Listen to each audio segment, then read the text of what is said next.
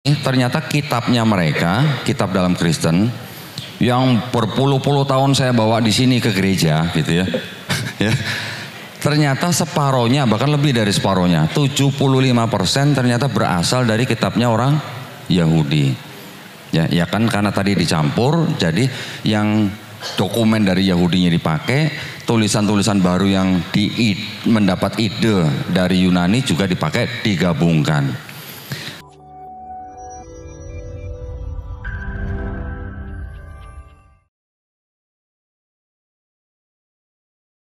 Bismillahirrahmanirrahim. Assalamualaikum warahmatullahi wabarakatuh. Bismillahirrahmanirrahim. Assalamualaikum warahmatullahi wabarakatuh. Teman-teman, yang paling cerdas itu yang paling nyiapin bekal untuk kita alam setelah kematian. Yang paling beruntung itu yang terus sekali sedekahnya tapi mengalir.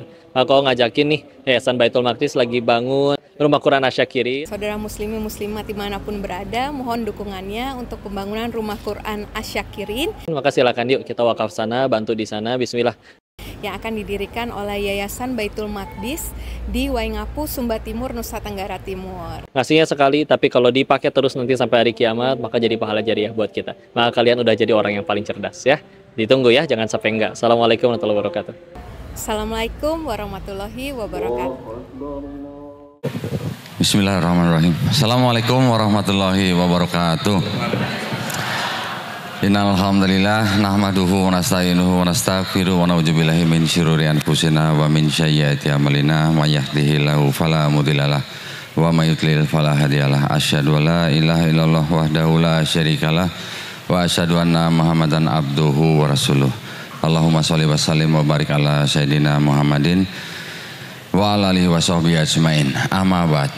Alhamdulillah, senang sekali saya bisa berada di tempat ini di Masjid Sunda Kelapa. Sudah beberapa kali saya kesini, Masya Allah ya, ditemani dengan sahabat kita Pak Nasir nih. Wah, seneng saya nih sebenarnya ini, karena saya berharap zakatnya makin banyak turun gitu. Jadi buat teman-teman mualaf yang di sini siap-siap terima zakat nih ya, mumpung ada Pak Nasir di sini nih, Masya Allah. Nah, tadi kalau dikatakan saya mencari kebenaran 7 tahun, dulu waktu saya baru-baru masuk Islam, saya berpikir 7 tahun itu apa saya tell me apa atau gimana, tapi akhirnya saya menyadari bahwa mau 7 tahun, ada yang 3 tahun, ada yang 2 minggu, itu semuanya karena Allah, karena izin daripada Allah Subhanahu wa taala ya. Jadi semuanya hidayah mutlak milik Allah Subhanahu wa taala, bukan dari pencarian sekian tahun. Tetapi ketika seseorang sudah dibolak-balikan hatinya, akhirnya orang itu menjemput hidayah, itulah hidayah yang diturunkan kepada Allah Subhanahu wa taala. Izin yang diturunkan Allah Subhanahu wa taala ya. Kisah orang menjadi muslim banyak sekali ya, macam-macam tantangan yang dihadapi juga banyak. Dokter Gigi Karisa kita tahu sendiri ceritanya ya. Nanti ada lagi di belakang itu kurang lebih sama juga. Alhamdulillah saya nggak begitu, alhamdulillah. Ya, jadi saya nggak sampai diusir. Alhamdulillah nggak sampai begitu. Cuman memang ya ketika begitu masuk Islam, yang menjadi perjuangan saya itu malah ini ketika seorang mualaf masuk Islam, malah seperti ini tanpa istilahnya tanpa bimbingan ya. Karena kan waktu itu saya juga bersyarat bukan di mualaf center. Ketika saya masuk Islam, seperti orang masuk hutan sendirian gitu. Cari-cari, ini kalau mau ke kota lewat mana gitu. Ya. Maksud saya begini, saya mau belajar yang ini, nanti ternyata ini adalah kelompok ini. Saya mau belajar ini, ternyata kelompok ini di dalam Islam, ya kan? Memang kelompok-kelompok ini ada yang diwakili dengan organisasi atau ormas-ormas. Tetapi makin lama saya bisa lihat ya, pada waktu itu ada ternyata kelompok ini nggak cocok sama kelompok yang lain gitu. Ya, di dalam Islam juga ada seperti itu. Yang bagus memang seperti yang dikatakan bahwa semua muslim adalah bersaudara begitu kan. Ya, tetapi itulah juga tantangan ketika orang baru masuk Islam, harus ada yang membimbing supaya dia ya istilahnya gimana ya, mengikuti arus utama gitulah.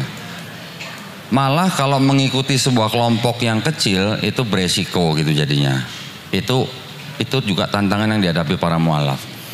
Karena nggak tahu ya, sekarang belakangan ini maksud saya banyak kelompok-kelompok yang tadi saya sebut, namanya saya nggak sebut, cuman kelompok-kelompok yang berbeda-beda yang sering ada gejolak dengan di dalam Islam sendiri, banyak mengirimkan utusan ke tempat saya gitu ya, ngakunya awalnya nggak mengaku dari kelompok apa, ngakunya silaturahmi, ketika datang ngobrol, loh kok lama-lama jadi debat gitu.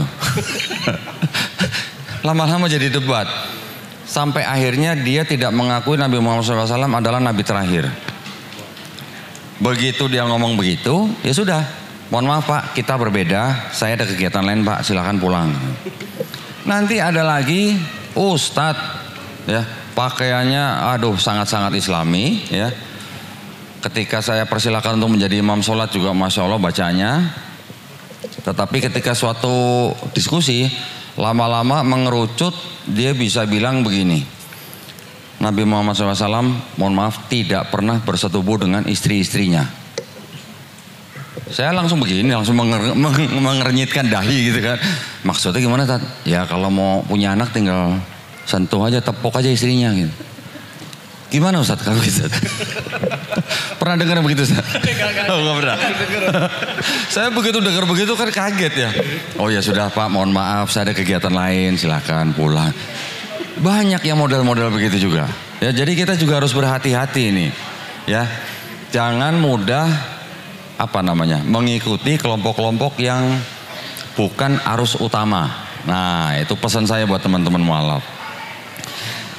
Nah, yang lain-lain mungkin saya nggak terlalu ceritakan detail lah ya, tapi itu dua contoh. Satu lagi boleh. Yang datang ke tempat saya wakil rektor universitas, saya nggak usah sebutin lah ya. Sensor. Wakil rektor ngobrol sebentar ya tidak ada masalah, cuman ngobrol tentang kristologi. Nggak lama setelah itu saya terima undangan, ya, terima undangan untuk menjadi pembicara di universitas tersebut yang dia pimpin. Nah, yang namanya orang diundang, sebelum saya konfirmasi, iseng dong kita cari di Google Map kan. Begitu buka di Google Map ada yang komen, oh ini sarang titik gitu.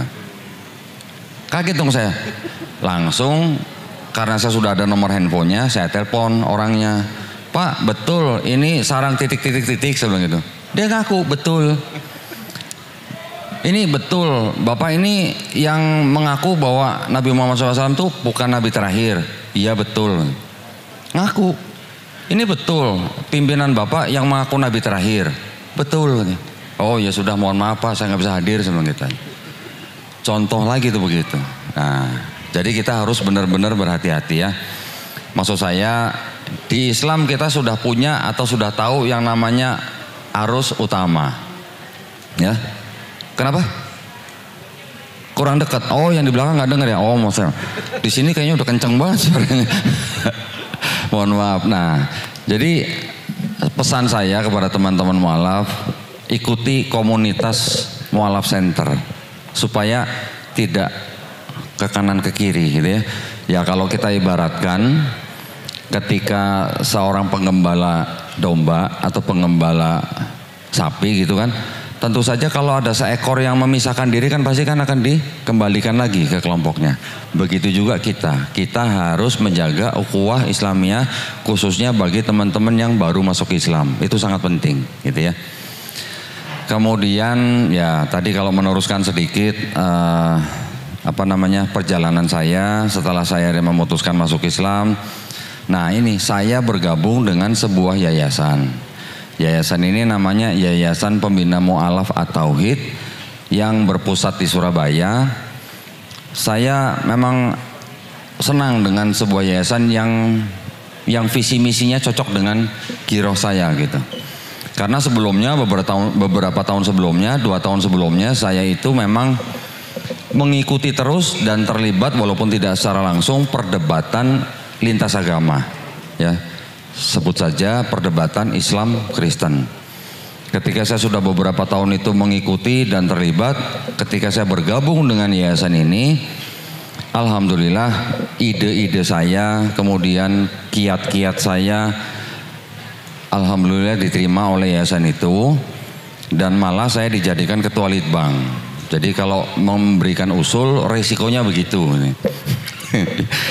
Setelah jadi ketua litbang malah saya diberi tugas dalam setahun saya harus berdebat dengan pendeta minimal 2 kali dalam setahun gitu. Awal-awal oke lah, masih mudah gitu. Sekarang susah cari pendeta untuk berdebat gitu. Ada aja alasannya, nanti yang sibuk sana sini, nanti setahun lagi baru bisa. Waduh gitu ya. Nah, tapi maksud saya begini, saya suka dengan yayasan ini karena di dalam yayasan ini selain memang misi utamanya itu membina ya teman-teman yang baru masuk Islam, yayasan kami ini juga memang menempuh jalur perang pemikiran gitu ya. Kita mempelajari ilmu yang disebut dengan ilmu kristologi. Nah, memang beberapa tahun mungkin 10-20 tahun belakangan memang tidak populer ilmu kristologi, hanya beberapa gelintir pakar kristologi saja di Indonesia. Kita bisa sebut almarhum Kiai Haji Abdullah Wasian. Kita mungkin kalau mundur lagi kita bisa ingat Kiai Haji Bahaudin Mudori ya dari Madura. Beliau berdebat dengan seorang Katolik 7 hari 7 malam, Masya Allah. Hari ke-8 orang Katoliknya masuk Islam, alhamdulillah. Banyak kemudian juga yang belum lama juga almarhum Ustadz Insan Mokoginta, ya kan? Sekarang masih ada tokoh kita Ustadz Nababan, ya masih ada. Saya memang di bidangnya situ kan. Kalau yang di luar negeri jangan ditanya lagi. Ada almarhum Syekh Hamid Didat, ada Dr. Zakir Naik, beliau di Malaysia sekarang ya. Semoga Allah merahmati mereka semua. Tapi yang saya perhatikan, mereka semua kalau berdebat itu rata-rata yang diperdebatkan adalah masalah teologi. Ya, teologi kan kebanyakan ya karena antara Kristen dan Islam ini memperebutkan satu sosok, yaitu Nabi Isa alaihissalam. Di Kristen disembah menjadi Tuhan, di Islam hanya sebagai hamba Allah atau Nabi. Itu saja terus yang diperdebatkan, kurang lebih ya. Saya akhirnya menyimpulkan begini. Kita kalau mau berdebat 7 hari 7 malam meributkan Nabi Isa alaihissalam itu Tuhan atau bukan, ujung-ujungnya gitu. Kalau bahasa Sundanya at the end of the day gitu katanya. Ujung-ujungnya apa? Lakum dinukum waliyadin. Mereka mau menyembah Yesus, mereka mau menyembah apapun, hak mereka. Seperti tadi Ustadz Nasir bilang, negara menjamin warganya secara penuh untuk memilih dan menjalankan agama dan kepercayaannya masing-masing. Nah, saya berpikir ya kalau debat capek-capek ujungnya lakum dinukum walidin buat apa gitu kan. Nah, saya terinspirasi oleh pemikiran-pemikiran orang barat malah yang bukan Islam malah ya, yang mana mereka mengkritik kitabnya sendiri gitu. Yang dikritik malah kitabnya mereka sendiri. Mereka mengkritiknya kalau masalah teologi samalah ya, similar gitu istilahnya. Tapi yang mereka kritik kebanyakan malah dari ranah kritik teks gitu.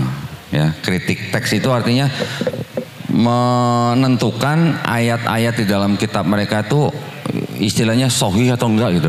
Sahih. Ilmu hadis gitu kan. Ya, kalau klasifikasinya gitu ya. Mending kalau hasan atau doif. Ini penulisnya nggak tahu Ustaz. Atau pengarangnya nggak tahu.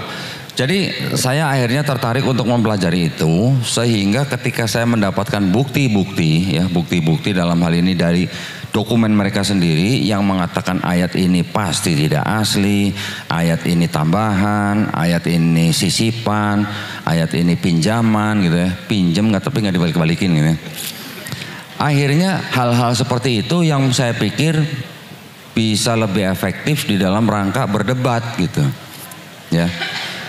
Juga selain itu saya juga akhirnya mempelajari dari mana Kristen ini timbul, akidahnya dari mana, sejarah kitabnya bagaimana. Ternyata saya akhirnya mengetahui juga bahwa agama Kristen ini timbulnya atau yang menciptakan juga dari orang Yahudi ya. Yang menciptakan orang Yahudi nih. tetapi akidahnya akidah Yunani gitu. Nah, berarti Kristen ini adalah percampuran antara monoteismenya Yudaisme, agama Yahudi, dan politeismenya Yunani gitu. Jadi kalau monoteisme digabung dengan politeisme jadi apa? Monopoli atau apa? Ya, itu ternyata bisa dibuktikan bahwa itu adalah konsesi, percampuran konsesi antara dua pemikiran ya, Yudaisme dan Yunani. Nah, di situ memang saya pikir juga bagus untuk bisa membuktikan agama ini seperti apa.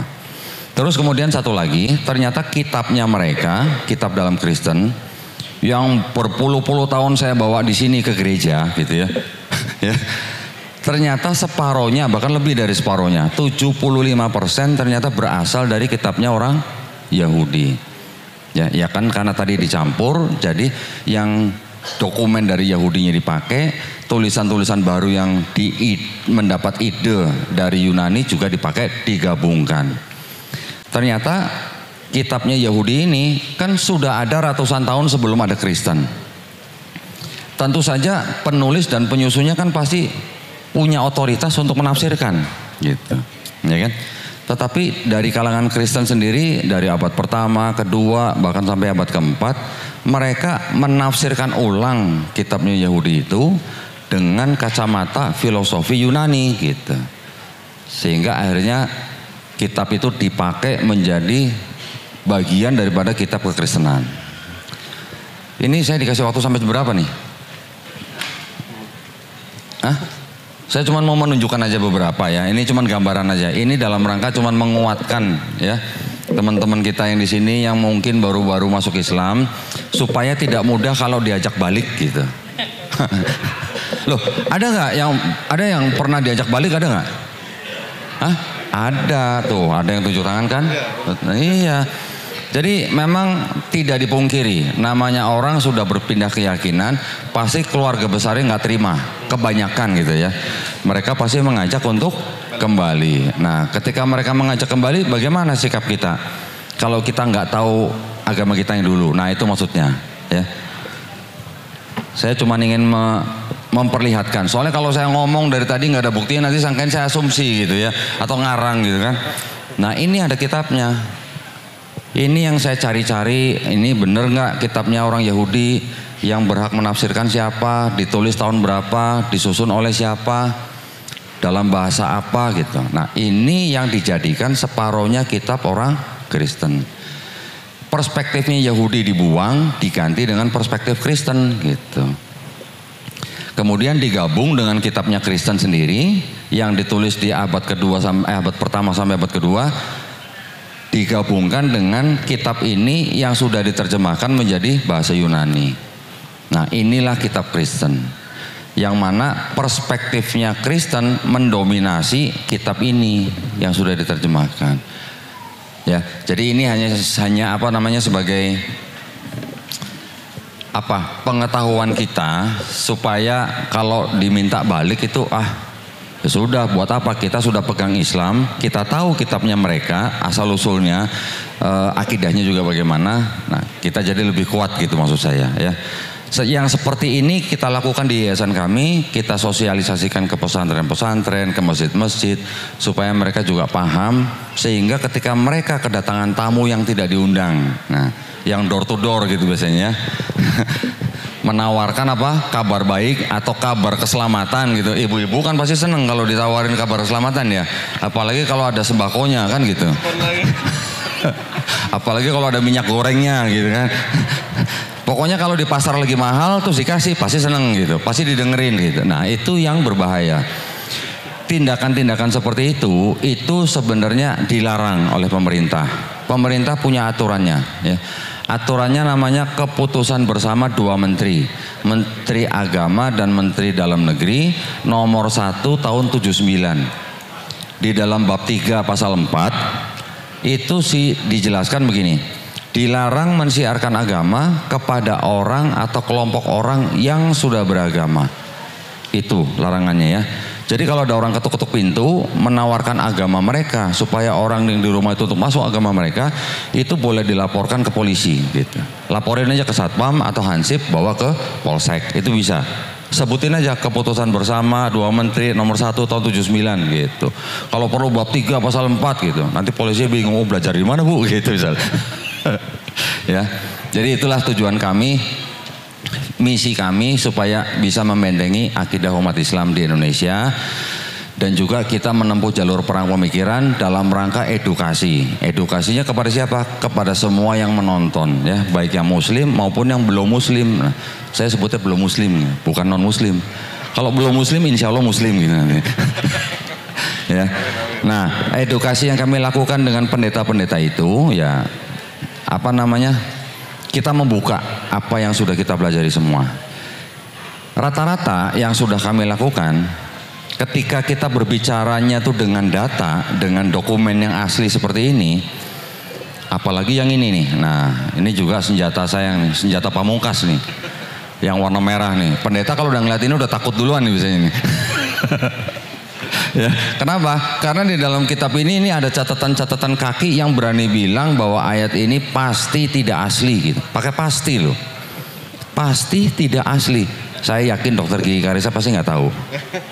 Nggak tahu pasti. Di gerejanya pasti nggak pernah dibacain dulu kan. Memang dia juga apa dulu sing leader ya. Nah, yang seperti ini ketika saya debat dengan pendeta, saya pegang di depan dia, saya tanya, Pak, ayat ini asli nggak Pak? Firman Tuhan bukan Pak? Kalau pendetanya pinter, pendidikannya tinggi, dia berani bilang tidak asli. Kalau pendetanya bilang tidak asli, kan yang kita harapkan penonton di YouTube atau di medsos atau penonton hadirin yang nonton langsung dengar pendeta bilang ada ayat tidak asli gitu. Efeknya gimana? Bisa dibayangkan sendiri kan gitu. Jadi orang kalau menonton begitu pasti penasaran, datang sendiri, belajar sendiri, insya Allah bersahadat gitu. Karena sudah banyak yang datang ke tempat saya bukain kitab ini loh, sampai saking seringnya dibuka jadi sampai saya sholatif, sampai saya lakban nih. Ya, saking seringnya dibuka, saya bacakan dan saya suruh mereka baca sendiri. Reaksinya macam-macam. Ada yang begitu baca, habis itu ditutup, diem terus nangis. Ada yang begitu. Ada yang begitu baca langsung syahadat. Yang nangis saya tanya, loh Mbak kenapa nangis? Dia bilang apa? Berarti saya selama ini dibohongin sama gereja ya. Lah kan bukan saya ngomong, Mbak sendiri yang ngomong gitu ya. Nah jadi kalau dari sini kita tidak perlu meributkan Yesus Tuhan atau bukan ya. Mau menyembah Yesus ya monggo, itu ada haknya, dijamin negara gitu. Tetapi kalau saya bisa membuktikan sesuatu yang seperti ini, itu yang menurut saya lebih efektif ya. Kritik teks gitu. Jadi lebih lebih nampol gitu kalau bahasa Tanah Abang gitu ya. Ya. Jadi alhamdulillah dengan upaya-upaya yang kami lakukan, alhamdulillah kami itu sekarang hampir tiap hari sering menerima orang-orang yang ingin mengetahui kebenaran, dan dengan dokumen-dokumen yang kami miliki banyak yang bersahadat, tapi ada juga yang tidak ya. Kita tidak pernah memaksakan mereka. Malah kemarin terakhir nih ada seorang pemuda Katolik. Dia juga ya dalam proses mencari kebenaran katanya. Sudah saya bukain semua dan juga dia bawa begitu banyak pertanyaan mengenai Kristen dan Islam. Alhamdulillah semua saya bisa jawab, tapi belum mau syahadat waktu itu. Ya waktu datang ke tempat saya belum mau syahadat. Saya tanya, yang menghalangi kamu masuk Islam apa? Saya bilang. Setelah ngobrol kan kita tahu orang tuanya di luar kota, dia tinggal di Jakarta sendiri, kerjaan sudah bagus, gaji sudah bagus. Yang menghalangi masuk Islam apa gitu? Ya. Orang tuanya malah bapaknya Muslim, ibunya Katolik. Nah, jadi kalau tadi Ustadz bilang sekarang ada fenomena orang yang sudah murtad balik ke Islam, fenomena orang yang dulu nikah beda agama juga sekarang orang sudah mulai berpikir nggak boleh gitu ya, karena negara juga melarang nikah beda agama. Undang-undang perkawinan nomor 1 tahun 74 dan ke-66 agama yang di Indonesia juga semuanya melarang nikah beda agama. Cuman memang hanya di kalangan Kristen saja yang bisa memberikan dispensasi namanya. Nikah pakai dispensasi gitu kan. Ya, jadi kalau yang Katolik atau Protestan harus tetap Katolik atau Kristen. Nanti kalau punya anak, anaknya harus Katolik atau Protestan gitu ya. Itu mereka bisa menyiasati dengan macam-macam lah sebutannya. Ada yang kanon 1025 dan sebagainya. Nah jadi ketika orang-orang seperti itu yang melihat sendiri ya sekarang mereka tuh mulai sadar gitu. Saya juga pernah kedatangan sepasang suami istri, istrinya Islam, suaminya Kristen, Advent. Si istri ini setelah melihat channel saya, nonton video kajian ustadz-ustadz yang lain, sadar bahwa pernikahan dia sebenarnya tidak boleh secara agama. Tidak sah. Akhirnya dia memberikan ultimatum kepada suaminya. Kamu kalau nggak masuk Islam, kita cerai. Oh pinter ibunya, udah pinter gitu ibunya ya, udah ngaji gitu ceritanya. Nah dibawalah suaminya ke tempat saya. Pertama kali datang sudah semua diskusi pertama, pulang. Masih datang lagi yang kedua, mungkin masih kurang yakin gitu ya. Pulang lagi, kita nggak pernah paksa. Yang ketiga akhirnya bersahadat bersama putrinya. Alhamdulillah. Kita layanin saja gitu, mau sampai di mana mereka gitu. Bahkan ada yang sampai ke tempat saya tuh sampai 5 kali baru sahadat. Ada yang begitu. Mending kalau sekali datang setengah jam. Ada yang 3 jam, ada yang 4 jam, ada yang 5 jam. Di total berapa jam gitu ya. Ya nggak apa-apa, kita layanin aja. Itu kan hanya untuk memperkenalkan Islam supaya mereka tahu sendiri gitu. Nah akhirnya pemuda Katolik yang datang ke tempat saya itu, saya tanya apa yang menghalangi kamu masuk Islam?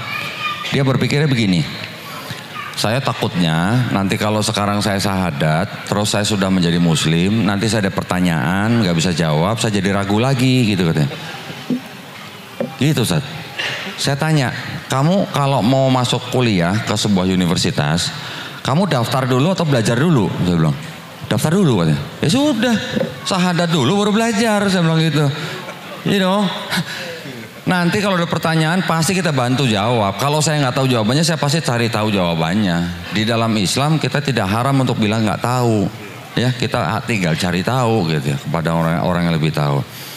Kita jelaskan Quran, ayat-ayat begini yang berhubungan dengan sains yang tidak mungkin karangan seorang manusia.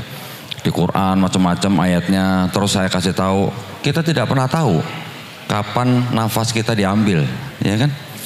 Saya ceritakan lagi, nanti ada yang bahkan yang kita kenal sendiri, yang ibunya juga masih Nasrani, diskusi dengan saya 1 jam, sudah mengakui bahwa Yesus bukan Tuhan, tetapi ketika diajak masuk Islam, nanti dulu ya, kata gitu.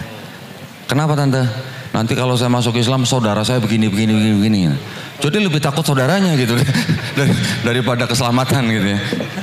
Saking takutnya dia nggak berani. Ya sudah nggak apa-apa, kan kita nggak boleh paksa. Kita pulang. Hari Jumat saya pulang, hari Selasa minggu depannya saya ke luar kota, dikabari ibu itu sudah meninggal, belum bersahadat. Siapa yang tahu usia manusia, umur manusia, ya kan? Begitu dikasih tahu begitu, anak muda Katolik itu langsung datang ke saya, asyhadu alla ilaha illallah, langsung bersahadat. Ya nanti dulu. Ya, memang betul yang namanya hidayah semuanya milik Allah Subhanahu wa taala, tetapi kita hanya menyampaikan ya, walaupun hanya 1 ayat. Itu yang kami lakukan di dalam yayasan ini, sehingga alhamdulillah kajian-kajian seperti ini sekarang sudah mulai diterima oleh masjid-masjid, oleh pesantren-pesantren, bahwa kajian ini ternyata adalah dakwah tauhid gitu. Ya, walaupun kita mengumpulkan bukti-bukti, tapi dakwah seperti ini adalah dakwah tauhid, artinya dakwah yang mengajak orang untuk bertauhid gitu. Ya. Kami juga beranggapan bahwa Rasulullah juga dulu melakukan dakwah kristologi. Kenapa? Ketika berurusan atau berinteraksi dengan kaum Yahudi, kaum Nasrani, yang diomongin kan juga pasti kristologi. Bahkan buat kami, kristolog ya, ini orangnya, kristolog yang paling hebat di seluruh dunia ya Rasulullah. Siapa lagi? Saya 7 tahun belajar, ngumpulin ini aja berapa tahun. Ya, Rasulullah dapat ilmu kan langsung dapat wahyu dari Allah SWT ya. Itu kan paling hebat. Nah, berarti itu adalah dakwah yang mengajak orang untuk bertauhid gitu ya. Nah, kami mohon doanya juga dari teman-teman semua di sini supaya kita bisa menjalankan kegiatan kami dengan baik, karena setiap orang yang bersada di tempat kami ya, itu kita nggak lepas. Untuk menuntun syahadat seseorang mungkin mudah, tapi setelah bersahadatnya ini kan yang kita harus awasin terus gitu ya. Jadi kalau yang laki-laki saya tanya, sudah sunat belum? Belum. Oke, kamu nanti ya pulang setelah kita ajarin buku sholat, sajadah dan segala macam, belajar. Kamu tunggu di rumah, kasih tahu saya hari apa, tanggal berapa, jam berapa, kita kirim juru sunat ke rumah. Sunat di rumah kamu, gratis, nggak usah bayar. Ya, mungkin kan ada yang malu, sudah tua, atau mungkin nggak punya uang mau sunat. Jadi kita yang kirim juru sunat ke rumah, gratis. Sekalian kita kasih obatnya, gitu. Ya. Kalau yang setelah itu untuk yang laki-laki dan perempuan, kita juga minta mereka menyediakan waktu di dalam 1 minggu, 2 hari dalam 1 minggu. Mereka harus sediain waktu, 1 pertemuan 90 menit, mereka harus belajar mulai dari nol. Kita kirim guru privat ke rumah mereka masing-masing, se-Jabodetabek, Ustaz. Nah, ya. Jadi mereka belajar mulai dari belajar sholatnya, belajar fikih, belajar akidah, sampai belajar iqra, sampai bisa baca Quran. Kalau ada mu'alaf yang progresnya bagus, malah kita tekan ke guru privatnya untuk lebih rajin lagi, gitu ya. Siapa tahu malah jadi hafiz Quran kan gitu. Nah, jadi itu yang kita lakukan. Kita juga mempunyai rumah Quran yang ada di daerah Cibinong. Sekarang kurang lebih kita ada 40 santri, sudah kira-kira 10 orang yang sudah menjadi hafiz Quran, alhamdulillah. Selain itu juga kami selalu maintain gitu ya dengan teman-teman lembaga mu'alaf yang lain, kerjasama. Dan alhamdulillah saya dulu 2 tahun yang lalu ya, saya mengusulkan kepada MUI Pusat melalui lembaga dakwah khusus supaya lembaga-lembaga mu'alaf yang ada di Indonesia ini itu mempunyai sebuah payung atau asosiasi gitulah. Kenapa? Karena dulu ketika saya tanya kepada pejabat MUI, Ustadz, berapa orang yang masuk Islam di seluruh Indonesia dalam waktu 1 tahun? Nggak bisa jawab. Tanya orang Kemenak juga nggak bisa jawab. Datanya ada nggak? Ada, tapi tersebar gitu di lembaga-lembaga mu'alaf yang ada di Indonesia. Nah, saya mengusulkan, ayo dong Ustadz, bantu buatkan fasilitasi asosiasi. Alhamdulillah sudah terbentuk, namanya Asosiasi Lembaga Mu'alaf Indonesia. Nah, asosiasi inilah yang saya berharap nanti bisa bekerja sama dengan Basnas. Ya, Satya. Bisa lebih merata gitu maksud saya penyaluran zakatnya gitu ya kepada setiap lembaga mu'alaf yang menjadi anggotanya gitu. Ya, jadi seperti itu ya Satya. Terima kasih banyak nih, mudah-mudahan nanti kita bisa kembangkan lagi kalau ada sesi tanya jawab. Siap. Ya, silakan. Baik, Kak Dendi, terima kasih luar biasa pencerahannya, kisah inspiratifnya sampai dengan masukan-masukan buat rekan-rekan saudara-saudara kita dari mu'alaf yang kalau boleh disimpulkan untuk pesan-pesannya, yang pertama bahwa mu'alaf, teman-teman kita yang baru masuk Islam, jangan lupa untuk selalu mendapatkan bimbingan yang tentu yang sahih ya, yang benar, yang tentu bisa diakses. Banyak lembaga-lembaga keagamaan yang resmi dari pemerintah, ada MUI, ada termasuk di ada lembaga mu'alaf center, termasuk juga ada masjid-masjid yang selama ini sudah punya kepedulian. Ada juga Basnas yang juga membuat program-program khusus mu'alaf, dan juga tidak boleh terlepas dan tidak memutuskan silaturahmi dengan komunitas-komunitas mu'alaf. Ini tentu dalam rangka menjaga spirit keimanan kita bagi teman-teman yang masih mu'alaf yang baru saja masuk Islam.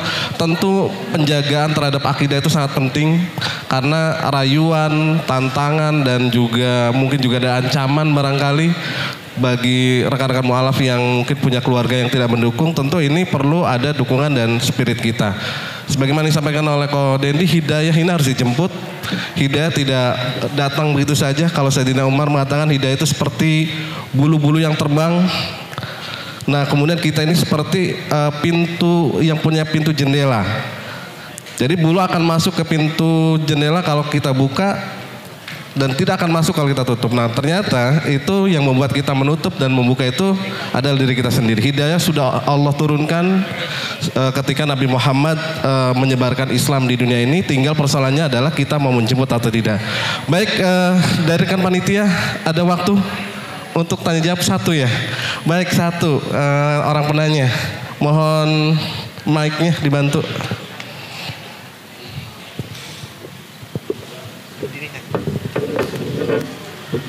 Ya, bismillah. Assalamualaikum warahmatullahi wabarakatuh. Perkenalkan, nama saya Nevi Amaliah Nanlohi. Saya sendiri ketua Yayasan Isa bin Maryam. Saya baru bersyahadat 2016. Saya dulu mantan pendeta 14 tahun dan di Lembaga Alkitab Indonesia 10 tahun. Saya ada pertanyaan dan saya juga ada usulan. Terima kasih untuk Koh Dondi untuk pencerahannya dan juga untuk Ustadz Nasir. Saya sempat WA Ustadz juga. Begini, saya cerita sedikit saja. Kalau di Protestan itu, saya bukan Katolik, saya Protestan. Jadi ada yang namanya Pekabaran Injil, itu sebuah program yang sangat diminati. Artinya uangnya banyak sekali. Kalau di kita dakwah kepada non-muslim atau bina mu'alaf, ini masih sedikit sekali prosentase. Tapi dari prosentase yang Bapak atau Ustaz sampaikan tadi, saya ada harapan bahwa mudah-mudahan yang mu'alaf ini semua orang-orang yang sudah siap mandiri. Artinya, saya contohnya, ketika saya masuk Islam, saya nggak tahu Basnas. Saking asiknya belajar Islam, saya nggak tahu kalau Basnas ini bisa mensupport mu'alaf. Jadi selama ini sudah tahun ke-8 saya masuk Islam dan kemudian mulai berdakwah dan yayasan saya beri nama Isa bin Maryam. Supaya itu untuk apa? Supaya orang yang saudara saya dulu itu terpancing untuk bisa bertanya tentang bagaimana Isa dalam posisi di Islam. Itu hanya pancingan saja dan akhirnya itu jadi nama yayasan. Oke, selama ini biasanya saya itu diprogram untuk mengcounter pemurtadan. Walaupun dulu posisi saya merasa saya tidak memurtadkan. Karena saya merasa bahwa saya sedang membawa agama yang benar. Itu dulu. Tapi ketika sudah Islam ini, maka pengalaman yang dulu itu kemudian saya coba terapkan saat ini bagaimana untuk berdakwah ke daerah yang khusus minoritas muslim, mayoritas non muslim dengan ada banyak program. Itu usulan pertama usulan saya untuk Basnas ataupun Lasis atau apapun lembaga amil zakat. Bagaimana mengupayakan supaya program untuk dakwah kepada non-muslim dan juga untuk membina mu'alaf itu bisa menjadi program yang diminati. Saya sendiri untuk mentarbiyah para donatur, saya butuh waktu proses panjang bagaimana mu'alaf ini wajib disupport. Karena kalau saya mengingat sirah Nabawi, muhajirin dan ansor itu dipersaudarakan. Dan ini yang sangat kurang sekali saya lihat. Orang euforia menyambut mu'alaf masuk Islam, tapi setelah itu selesai bersyahadat dibiarkan jalan sendiri. Ini mewakili semua mu'alaf ya. Iya, saya bersyukur karena Allah membuat saya berproses mengalami semua itu. Sebagai seorang mantan pendeta tentu perjuangan untuk masuk Islam tidak mudah. Jadi maksud saya bagaimana mentarbiyah, bukan hanya memberikan tapi bisa mentarbiyah umat, bahwa sangat penting sekali untuk mensupport mu'alaf. Bagi saya mu'alaf itu tongkat dakwah estafet berikutnya. Karena apa? Dengan membina mu'alaf yang terbaik ini, mereka akan bisa berdakwah di keluarganya masing-masing. Jadi awal saya ini untuk program pemurtadan, qadarullah 2 tahun ini banyak mu'alaf datang ke saya. Akhirnya saya mencoba, saya belum pernah mengajukan proposal untuk diri saya minta zakat. Mungkin nanti boleh ya. Tapi bukan untuk saya, untuk lembaga dan mu'alaf-mu'alaf lainnya. Jadi maksud saya begini, Itu pertama tadi usul, bagaimana supaya mentarbiyah umat bahwa mensupport dakwah kepada non muslim dan juga mu'alaf itu menjadi program favorit. Itu satu. Kedua pertanyaan saya adalah bagaimana tempo waktu untuk membantu mu'alaf ketika mereka mengajukan proposal supaya bisa segera direspons. Saya melihat sini paling cepat 2 pekan, paling lama 1 bulan. Kemarin ada mu'alaf yang kami tangani hampir balik ke keluarganya. Terlalu lama respon untuk itu. Jadi itu saja pertanyaan saya, bisa nggak dipercepat gitu. Baik, terima kasih Ibu. Nampaknya ini pertanyaan khusus buat Ustadz Muhammad Nasir selaku pimpinan Basbas DKI. Yang pertama, bagaimana program tarbiyah untuk mu'alaf itu menjadi menarik dan banyak diminati. Ini PR dan juga sekaligus masukan ya Bu ya. Kemudian yang kedua tentang respon proposal, kalau bisa cepat, bahkan kalau bisa hari itu juga cair ya Bu. Baik, Pak Nasir silahkan Pak. Baik, bismillahirrahmanirrahim. Terima kasih Bu atas pertanyaannya. Yang pertama, penyaluran ke asnaf mu'alaf itu terbatas. Bukan, saya yakin amilin dan amilah itu tidak ingin seperti itu. Tapi memang keterbatasan pengetahuan kami tentang mu'alaf. Jadi relatif orang di Basnas itu lahirnya sejak dari mulai nongol aja udah Islam semuanya. Jadi lah kondisi apa segala macam ini kita tidak ketahui secara persis. Saya pikir ini menarik Bu. Kalau perlu memang kita bersama-sama ini merancang program penanganan mu'alaf khususnya di DKI Jakarta. Jadi betul-betul apa yang kami rencanakan itu betul-betul sesuai dengan kebutuhan, sesuai dengan kondisi. Saya pikir akan lebih pas tuh daripada kami yang merancang. Dan saya barusan ini kebetulan Ibu Lina ini bisa komunikasi. Beliau sudah menganggarkan besar katanya tahun ini untuk mu'alaf tahun 2025. Tepuk tangan Bu buat Bu Lina ini. Insya Allah jadi Basnas DKI siap mensupport. Jadi kita butuh dukungan informasi program yang menarik sehingga betul-betul tepat. Kemudian saya tertarik bahwa memang mu'alaf ini juga perlu penguatan terhadap keislaman, karena ini bisa dikatakan ujung tombak dakwah. Jadi kalau kami misalnya dakwah yang dari Islam relate, ketika misalnya bersentuhan dengan agama lain, yang bisa kami ceritakan hanya ke Islam, tapi kodon di dakwah dengan ini, dia tahu persis seperti apa. Jadi betul-betul ini menjadi ujung tombak nih. Kalau pengetahuan agamanya juga bagus, kemudian dari latar belakang sejarah hidupnya bisa disampaikan, ini saya pikir ini akan jadi kekuatan besar ini untuk dakwah ke depan. Ini secara pribadi saja, misalnya kalau saya agak semangatnya agak kendor, saya tinggal buka channel ceramah Dondi atau naik lagi kata saya, ini orang baru 2 tahun mau Islam kok pemahaman keislamannya sudah semikian hebatnya nih. Kita ini anda lahir substansinya nggak dapat. Jadi saya pikir kalau kita berdakwah, orang-orang yang seperti ini akan luar biasa nih. Saya pikir insya Allah kami sambut baik. Kalau perlu mungkin kita agendakan khusus Lina bisa rapat di Basnas, kita bicarakan seperti apa penanganan mu'alaf ke depan. Baik, terima kasih. Sudah selesai. Waduh, padahal masih banyak pertanyaan yang mungkin mau disampaikan. Namun, satu lagi. Dari Bapak. Tadi dari Ibu, sekarang dari Bapak. Silakan Pak.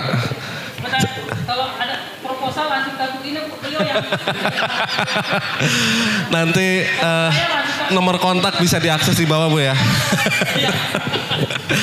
Baik Bapak, silakan pertanyaannya. Bismillah. Silakan. Assalamualaikum warahmatullahi wabarakatuh. Waalaikumsalam. Alhamdulillah wassalatu wassalamu ala Rasulillah wa ala alihi wa sahbihi wa man amma ba'du. Afwan atas waktunya Kodondi. Alhamdulillah walhamdulillah thumma alhamdulillah. Demi Allah, akhirnya hari ini doa saya diijabah untuk ketemu dengan antum. Iya. Jadi mohon sedikit waktunya Kodondi ya, afwan ya para asatidz yang saya hormati, mohon maaf. Perkenalkan, nama ana Hans Ahmad Yamin. Alhamdulillah Allah mudahkan ana untuk mengabdi di sebuah instansi. Ana sekarang mengabdi sebagai ketua DKM di Masjid Lauce, Yayasan Haji Abdul Karim Ui. Dan kami banyak menangani satu blind spot di dalam berdakwah, yakni seperti yang kita tahu banyak sekali warga negara asing, wabil khusus dari negara Tiongkok, yang datang ke tempat kita tanpa berbekal bahasa Indonesia yang fasih dan juga bahasa Inggris yang mumpuni, sehingga ketika mereka mau bersyahadat, para asatidz kita kewalahan. Dan saya berdiri di sini, wallah, karena batin saya terusik sekali ketika Allah memberi saya sebuah tamparan suatu malam, tampil video YouTube-nya Kodondi, video antum yang mendampingi mualaf dari Tiongkok itu, yang dimana Kodondi karena nggak bisa bahasa Zhongwennya, lalu si Fulana sang calon menerjemah, dan terjadi subhanallah, ana berhusnuzon bahwa tidak ada sesuatu yang terjadi kecuali takdir Allah. Ada hikmah yang bisa kita petik dari semua ini. Jadi wallahi ana bukan menyalahkan siapapun di dalam ini. Ini memang rencananya Allah. Ada sebuah kesalahan fatal ketika disampaikan terjemahannya kepada si Fulana itu, yang kalau ini tidak diperbaiki kepada dan disampaikan kepada sang mualaf, dikhawatirkan dia sebenarnya tanpa menyadari sudah keluar dari Islam. Ana kasih contoh kecil aja. Di dalam video itu ada cuplikan di mana terdetik itu Ana khususnya mungkin dia lagi gugup mengatakannya itu, atau keceplosan. Tapi intinya dia mengatakan kepada sang mualaf ini yang nggak ngerti apa-apa bahwa Muhammad adalah Allah. Sehingga kalau dia mengimani itu, maka tidak ada bedanya dengan saudara kita yang di seberang yang mengimani Tritunggal. Waliyatubillah. Nah, Anda di sini bukan bertanya, tapi ingin memberi tawaran, bukan hanya untuk Kodondi, tapi juga semua ke lembaga yang lain yang mungkin ke depannya kemungkinan berhadapan dengan calon mualaf yang tidak bisa berbahasa Indonesia dan Inggris. Anda insya Allah siap mewakafkan materi-materinya online maupun fisik, dan Ana mohon keikhlasannya antum Kodondi, mungkin abis ini mohon keikhlasannya untuk kita tukar kontak ya, biar Ana bisa kasih langsung, karena Kodondi udah langsung tahu orangnya siapa ya. Ana khawatir ini akan menjadi hisab yang sangat berat di yaumil hisab nanti kalau nggak disampaikan. Hadza wallahu alam bisawab. Mohon maaf atas kesalahan semua yang Ana telah sampaikan ya, afwan, dan terima kasih untuk waktunya. Wassalamualaikum warahmatullahi wabarakatuh. Waalaikumsalam warahmatullahi wabarakatuh. Inilah indahnya Islam ya Bapak Ibu sekalian, saling memberi masukan, mengkritisi, semata-mata dasarnya kasih sayang, sehingga insya Allah kita menjadi umatnya Nabi yang selamat di dunia maupun di akhirat. Tadi Kodendi ada masukan, mau dijelaskan atau silakan, barangkali mau, atau cukup ya, tukar aja ya. Baik Bapak Ibu sekalian, waktu sudah berakhir ya. Waktu sudah berakhir dari panitia. Mohon maaf banyak pertanyaan yang mungkin mau disampaikan, tapi sekali lagi waktu yang membatasi kita, dan Bapak Ibu sekalian juga banyak kesimpulan yang bisa diambil dari